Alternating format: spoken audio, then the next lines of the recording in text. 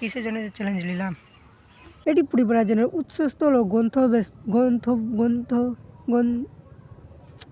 আরে এখানে চলে এসেছে আমাদের হেলিকপ্টার মোদি সরকার। তো কেমন আছো তোমরা? আজকে আমি নিতে চলেছি 1 ঘন্টা স্টাডি চ্যালেঞ্জ। আর এই পরীক্ষা আমার কাছেই চলে এসেছে, তাই আমি এখনও পর্যন্ত বই খুলেও দেখিনি। তাই আমি ভাবলাম যে একটা চ্যালেঞ্জ নেওয়া উচিত, না তো আমি ফেল।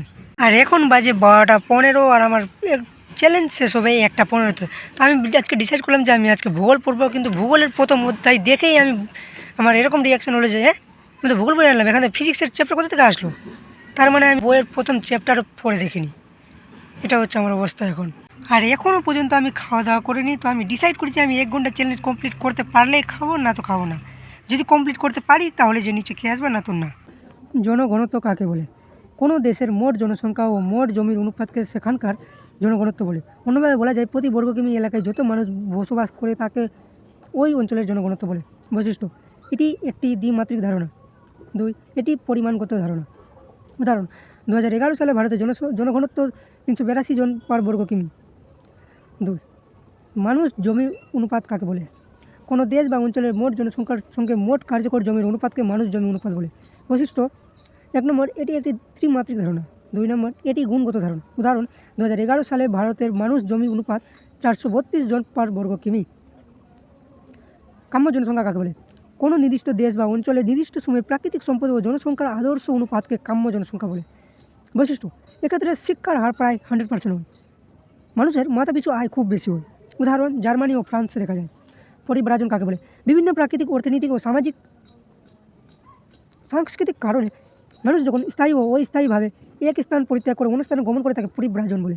বৈশিষ্ট্য: পরিব্রাজন মূলত বসবাসের উদ্দেশ্যে সংগঠিত হয়। এটি স্থায়ী কিংবা অস্থায়ী হয়ে থাকে। উদাহরণ: বাংলাদেশ থেকে ভারতে মানুষের আগমন। স্থূল পরিব্রাজন কাকে বলে?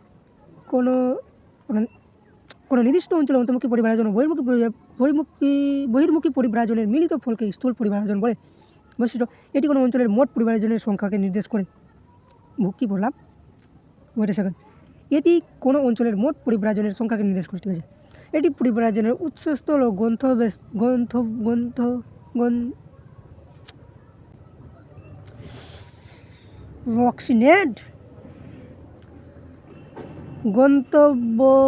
গন্তব্যস্থলের মধ্যে মানুষের যাতায়াতকে বোঝায়। নিট পরিব্রাজন কাকে বলে? কোনো নির্দিষ্ট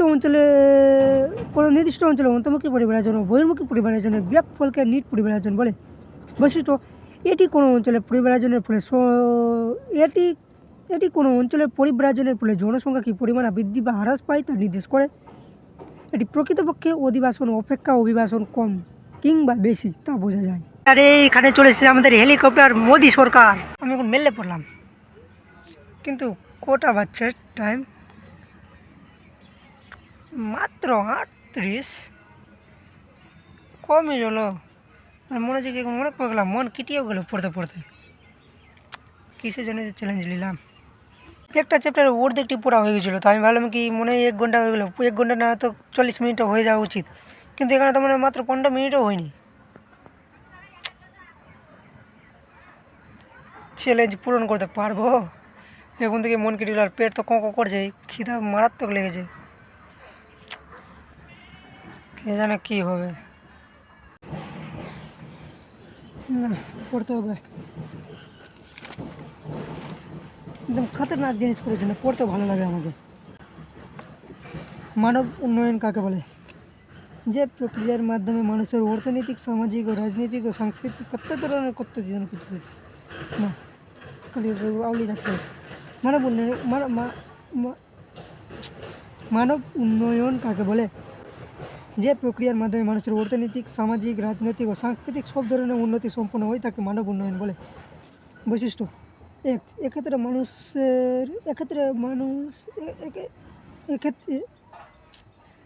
মানুষের সার্বিক উন্নতি ঘটে। 2. মানুষের জীবনযাত্রার মান উন্নয়ন ঘটে। 3. মানব উন্নয়নের 4টি প্রধান স্তম্ভ হলো সমতা, উৎপাদনশীলতা, ক্ষমতায়ন ও স্থায়িত্ব। জিডিপি বা মোট অভ্যন্তরীণ উৎপাদন কাকে বলে? কোনো নির্দিষ্ট বছরে নির্দিষ্ট দেশের উৎপাদিত সমস্ত পণ্যের আর্থিক মূল্য ও সমস্ত পরিষেবার মোট আর্থিক মূল্যকে জিডিপি বা মোট অভ্যন্তরীণ উৎপাদন বলে। এটি কোনো দেশের অর্থনৈতিক উন্নয়নের মাত্রাকে নির্দেশ করে। থার্বাইড অক্সিনেন্ट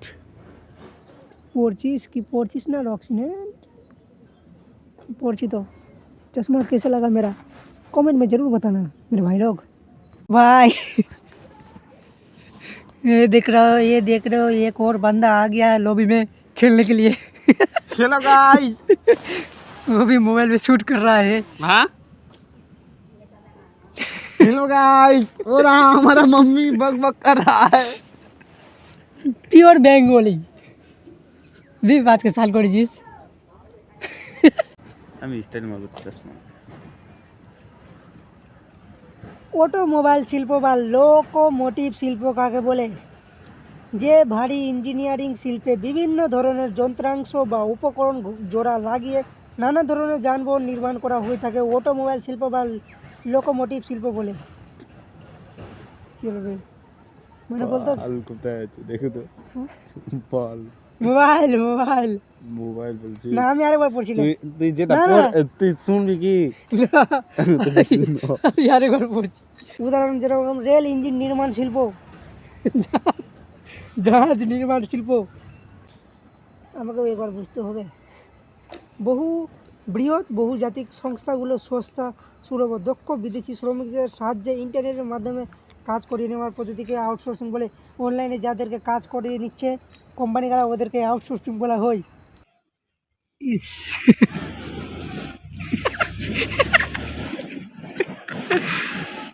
একটু ক্যামেরার এখানে পরিষ্কার দেখ, কারিয়া মানুষকে উজরা করে দিচ্ছে। তুই বলছি কালু আছি পড়াশোনা কর মাত্র কিছুক্ষণ পর চ্যালেঞ্জ কমপ্লিট। আর এক ঘন্টা পর আর যাবো খেতে যাবো নিচ্ছি। অনেক কষ্ট করে পড়লাম, পড়তে পড়তে দম বাড়িয়ে গেছিলো আমার। আগে পড়লাম না। লুপ্তপ্রায় প্রাণী একটু কোশ্চেন আনসার দে বলতো। বড় কোশ্চেন আছে, পারবো না। যে কোনো এতক্ষণ থেকে কি পড়লে আমাকে বুঝা। পরিব্রাজন কাকে বলে? কি পরিব্রাজন কাকে বলে? বল। আমি উদাহরণ দিয়ে বলবো প্র্যাকটিক্যালি?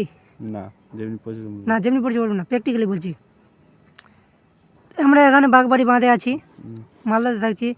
মালদাতে কাজ নাই, তো আমরা কী করলাম, আমরা দুজন চলে গেলাম বাইরে, দুবাই চলে গেলাম কাজের সন্ধানে। ওখানে কাজ পেলাম, দুবাই চলে গেলাম।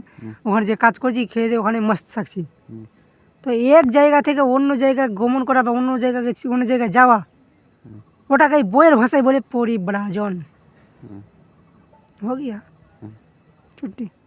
তো ফাইনালি আমার 1 hour study challenge is complete. তো এখন খাওয়া দাওয়া করবো, খাওয়া দাওয়া করে ঘুরবো। আর নেক্সট চ্যালেঞ্জ কিসের উপর নিবো আমাকে কমেন্টে অবশ্যই জানাবি কি নেক্সট চ্যালেঞ্জ কিসের উপর হওয়া উচিত। ততক্ষণ পর্যন্ত বাবাই, দেখা হবে নেক্সট কোনো ভিডিওতে।